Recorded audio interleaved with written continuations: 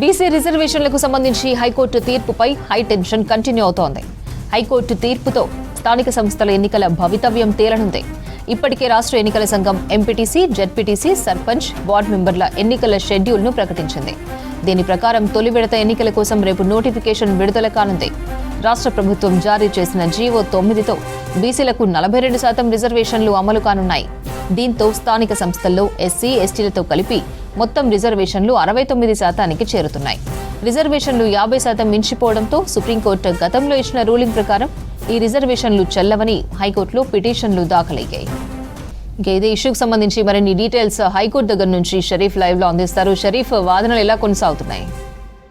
2 గంటలుగా petitioner తరఫు వాదనలే కొనసాగుతున్నాయి. వివేక్ రెడ్డి, మయూర్ ఇద్దరు కూడా వాదనలు వినిపిస్తున్నారు. మొదటగా పిటిషనర్ తరఫు వాదనలు వినాలని చెప్పి విజ్ఞప్తి చేయడంతో న్యాయమూర్తి వాదనలు వింటున్నారు. మొత్తం 4 గ్రౌండ్స్ పైన GOMS 9 అదేవిధంగా 41 పంచాయతీ అమెండ్మెంట్ ఏదైతే ఉందో రెండింటిని ఛాలెంజ్ చేస్తున్నాం. ఛాలెంజ్ గల కారణాలు ఏంటి, గ్రౌండ్స్ ఏంటి అనేటువంటి అంశాలను పిటిషనర్ తరఫు న్యాయవాదులంతా కూడా హైకోర్టు దృష్టికి తీసుకొచ్చే ప్రయత్నం చేస్తున్నారు. 50% మించి ఇవ్వాలంటే ఖచ్చితంగా ట్రిపుల్ టెస్ట్ పూర్తి చేయాలి. ఆ ట్రిపుల్ టెస్ట్లో కూడా డెడికేషన్ కమిషన్ ఏదైతే ఉంటుందో ఆ డెడికేషన్ కమిషన్ మార్గదర్శకాలకు లోబడే ట్రిపుల్ టెస్ట్ జరగాలి. కానీ ఆ ట్రిపుల్ టెస్ట్ని ఎక్కడ కూడా రాష్ట్ర ప్రభుత్వం పాటించలేదు అనేది పిటిషనర్స్ తరఫు ఉన్నటువంటి వాదన. మరోవైపు ప్రభుత్వం తరఫు కలగజేసుకుని వాదనలు వినిపించేటప్పుడు కొన్ని ప్రత్యేక రాష్ట్రాల్లో ప్రత్యేక పరిస్థితుల దృష్ట్యా 50%కి మించిన కొన్ని కేసెస్ కూడా ఉన్నాయనేటువంటి అంశాన్ని ప్రభుత్వ తరఫు న్యాయవాదులు న్యాయమూర్తి ముందుకు తీసుకొచ్చే ప్రయత్నం చేశారు. వాటికి సంబంధించి కూడా పిటిషనర్ తరఫు వాదనలు వినిపించారు. దాంట్లో బాగానే ఏదైతే గవర్నర్కి సంబంధించినటువంటి పిటిషనర్ న్యాయవాది మయూర్ వినిపించినటువంటి కామెంట్స్ ఒకసారి చూస్తే, Rakesh Kumar versus union of ఇండియాలో ప్రత్యేక పరిస్థితుల్లో 50% మించి రిజర్వేషన్లు ఆనాడు పెంచారు. అదేవిధంగా నార్థన్ స్టేట్లో మాత్రమే అది కూడా ఎస్టీ రిజర్వేషన్ 50% మించి పెంచారు. ఎందుకంటే ఎస్టీల జనాభా ఎక్కువ ఉంది కాబట్టి దాని ప్రాతిపదికన ప్రత్యేక పరిస్థితుల్లో 50%కి మించి పెంచారు అనేది కూడా వాదనలు వినిపించే ప్రయత్నం చేశారు. ఇక మరోవైపు ఇక్కడ మాత్రం ఎంపెరికల్ డేటా అని చెప్తున్నారు, కానీ ఎంపెరికల్ డేటా ప్రకారం జరగలేదు ఈ ప్రాతిపదికన అనేది వాదనలు వినిపించే ప్రయత్నం చేశారు. ఎందుకంటే 2011 జనాభా లెక్కల ప్రకారమే ఈ ఎంపెరికల్ డేటాను తీసుకున్నారు అనేది తమ దగ్గర ఉన్నటువంటి వాదన అనేది పిటిషనర్ తరఫు అడ్వకేట్స్ అంతా కూడా చెప్తున్నారు. కానీ మార్గదర్శకాలకు లోబడే సుప్రీంకోర్టు, హైకోర్టు మార్గదర్శకాలకు లోబడే 1 మ్యాన్ కమిషన్ని ఏర్పాటు చేయాలని చెప్పి మార్గదర్శకాలు ఉండే 1 మ్యాన్ కమిషన్ని ఏర్పాటు చేశాం. 1 మ్యాన్ కమిషన్ చెప్పిన విధి విధానాలతో ప్రకారమే ఈ ఎంపెరికల్ డేటా ఆధారంగానే ఈ లెక్కలన్నీ కూడా లెక్క కట్టామనేది ప్రభుత్వం చెప్తుంది. ఏ సామాజిక వర్గం వాళ్ళు ఎవరున్నారు, ఎంతమంది ఉన్నారు అనేది క్లారిటీగా తెలుసుకున్న తర్వాతనే ఈ రకమైనటువంటి లెక్కలు తేల్చామనేది కూడా ప్రభుత్వం తరఫు వాదనలు కొనసాగుతున్నాయి. ఇక మరి కాసేపట్లోనే అభిషేక్ మను సింఘ్వీతో పాటు రవివర్మ కుమార్ ఇద్దరు కూడా వాదనలు కొనసాగేటువంటి అవకాశం కనిపిస్తోంది. మరి లంచ్ బ్రేక్ తర్వాత వాళ్ళ వాదనలు ఉంటాయా, లేదంటే ఇప్పటికే 12:30 ప్రారంభమైనటువంటి పిటిషనర్ తరఫు వాదనలు ఇంకా కంటిన్యూ అవుతున్నాయి. మరి ఎప్పుడు ప్రభుత్వం తరఫు వాదనలు ఉంటాయో చూడాల్సినటువంటి అవసరం ఉంది. ఇప్పుడు కేవలం పిటిషనర్ తరఫు వాదనలు కంటిన్యూ అవుతున్నాయి కాబట్టి వాళ్ళ కామెంట్సే బయటికి వస్తున్నాయి. వాటికి కలగజేసుకొని అప్పుడప్పుడు ప్రభుత్వ తరఫు అడ్వకేట్స్ అంతా కూడా కౌంటర్గా చెప్పే ప్రయత్నం చెప్తున్నారు. ఎందుకంటే ఇప్పటికే మహారాష్ట్రలో 50% రిజర్వేషన్లు పెంచి అక్కడి ప్రభుత్వం ఈ రకంగానే జీవోలు ఇస్తే అక్కడి కొంతమంది న్యాయవాదులు సుప్రీంకోర్టుకు వెళ్ళిన కారణంగా అక్కడి ఎన్నికలను నోటిఫికేషన్ను రద్దు చేశారనేటువంటి అంశాన్ని పిటిషనర్ తరఫు అడ్వకేట్స్ అంతా కూడా చెప్పారు. దానికి కలగజేసుకొని ప్రభుత్వ తరఫు అడ్వకేట్స్ ఆ కేసు వ్యవహారం వేరు, ఇక్కడ శాస్త్రీయంగానే ఇదంతా కూడా లెక్క కట్టిన తర్వాతనే జీవోను తీసుకొచ్చారు, పంచాయతీరాజ్ చట్టాన్ని అమెండ్మెంట్ చేస్తామనేటువంటి అంశాన్ని కూడా చెప్తున్నారు. పిటిషనర్స్ వాదిస్తున్నటువంటి దాని ప్రకారం, వాళ్ళు చెప్తున్నటువంటి గ్రౌండ్స్ ప్రకారం వీటికి మహారాష్ట్ర కేసుకి ఏ రకమైనటువంటి సంబంధం లేదనేటువంటి బలమైనటువంటి వాదనను ప్రభుత్వం తరఫు న్యాయవాదులంతా కూడా వినిపిస్తున్నటువంటి పరిస్థితి అయితే కనిపిస్తోంది. మరోవైపు ప్రతి ఒక్కరు కూడా చేరుకుంటున్నారు. బీసీకి సంబంధించినటువంటి నేతలు, బీసీ సంఘాల నాయకులంతా కూడా ఉదయం నుంచే హైకోర్టుకు క్యూ కడుతున్నారు. కోర్టు నెంబర్ 1 అంతా కూడా కిక్కిరిసిపోయింది న్యాయవాదులతో, అదేవిధంగా బీసీ సంఘ నాయకులతో. దాంతోపాటు కాంగ్రెస్ పార్టీకి సంబంధించినటువంటి బీసీ మంత్రులు ఎవరైతే ఉన్నారో వాళ్ళంతా కూడా కోర్టు హాల్లోనే ఉంటున్నారు.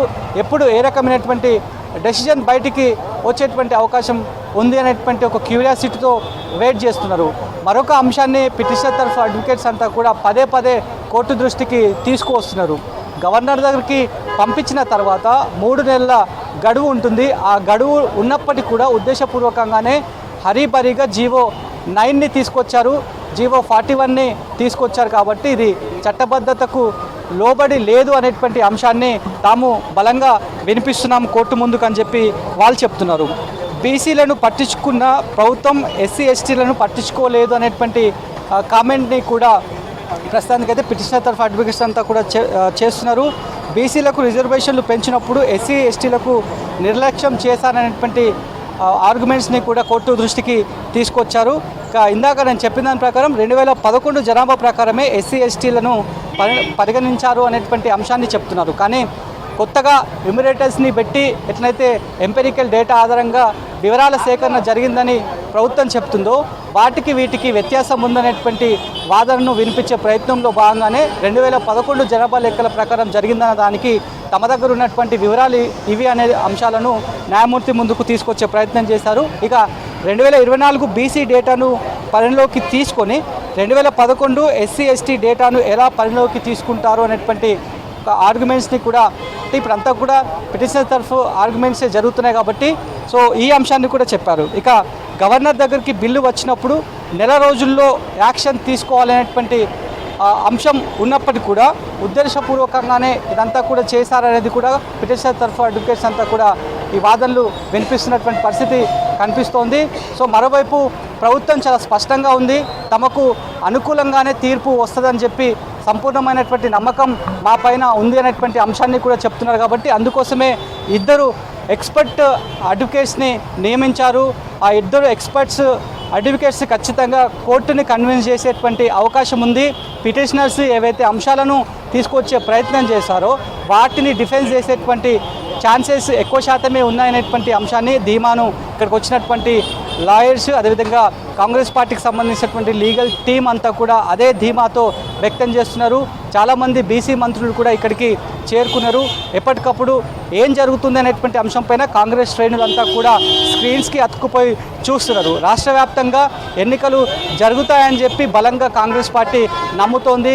అదే అంశాన్ని జనాల్లోకి తీసుకువెళ్ళే ప్రయత్నం చేస్తుంది. ఎక్కడ నేతలు మాట్లాడినా కూడా లోకల్ బాడీ ఎన్నికల కంటే ముందు, ఎప్పుడైతే సార్వత్రిక ఎన్నికల కంటే ముందు మేనిఫెస్టోలో ఎట్లనైతే పేర్కొన్నారో 42% రిజర్వేషన్ బీసీలకు కాంగ్రెస్ పార్టీ అధికారంలోకి వస్తే ఇస్తామని చెప్పి ఎట్లయితే చెప్పారో దానికి కట్టుబడి ఇప్పటివరకు కూడా ఉన్నాం. కానీ కొంతమంది కుట్రల్లో భాగంగా దురుద్దేశంతోనే హైకోర్టు గడప తొక్కారు అనేటువంటి విమర్శలు కూడా కాంగ్రెస్ పార్టీకి సంబంధించినటువంటి నేతలంతా కూడా చెప్తున్నారు.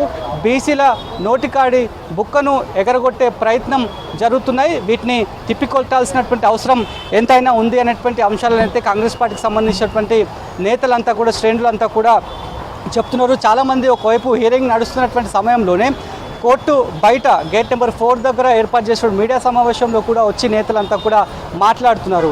కమిట్మెంట్ ప్రకారమే రాహుల్ గాంధీ ఎవరెంతో వాటా అంతా వాళ్ళకు చెందాల్సిందే అనేటువంటి నినాదాన్ని ఆయన ఎంచుకున్నారు. కాబట్టి దానికి కొనసాగింపుగానే రాష్ట్ర ముఖ్యమంత్రి రేవంత్ రెడ్డి కులగణన చేశారు. కొన్ని వేల మందితో ఇమ్యూనిటర్స్ని ఏర్పాటు చేసి శాస్త్రీయ పద్ధతిలోనే డోర్ టు డోర్ వెళ్ళి పూర్తి డేటాను తీసుకొని ఇదంతా కూడా చేశారు. ఖచ్చితంగా తమకు సానుకూలంగా తీర్పు వస్తుందనేటువంటి ధీమాతో మేము ఉన్నామనేటువంటి అంశాన్ని అయితే ఇక్కడ మీడియాతో మాట్లాడుతున్నటువంటి నేతలు అయితే ఆ అంశాలనే చెప్తున్నారు.